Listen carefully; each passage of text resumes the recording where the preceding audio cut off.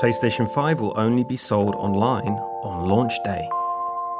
Facebook removes Stop the Steal group after worrying calls for violence. And Sega sells its arcade business due to COVID-19 pressures. This is your Daily Tech Briefing, the morning edition. It's Friday, November 6th. From Engadget, I'm Bureau Chief Matt Smith.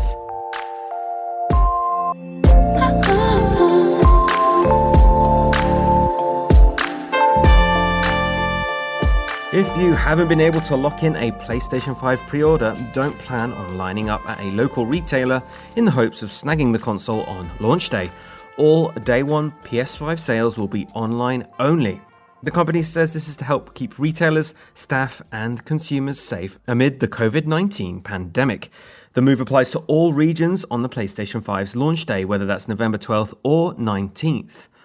Oddly enough, Sony made the announcement at the same time reviews of the new Xbox consoles went live.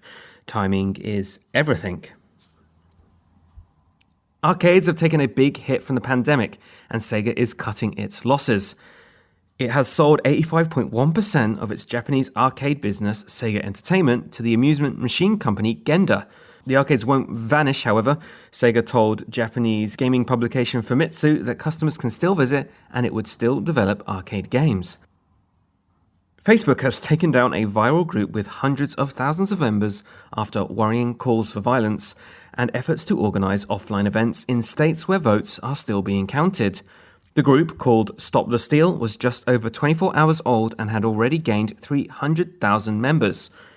Members used the platform to share conspiracy theories, while others encouraged an armed response to election results.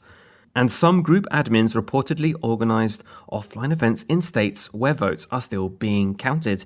It was these actions that apparently prompted a response from Facebook. And that's not all. As I just teased, we have our full reviews of the Xbox Series X and the Xbox Series S. Read up on those at Engadget.com. Otherwise, that is your Friday morning tech briefing. Catch up on all the full stories, those reviews I just mentioned, and more at Engadget.com. Please leave us a review and send us your feedback to tma@engadget.com. Thanks for listening, and we'll see you Monday.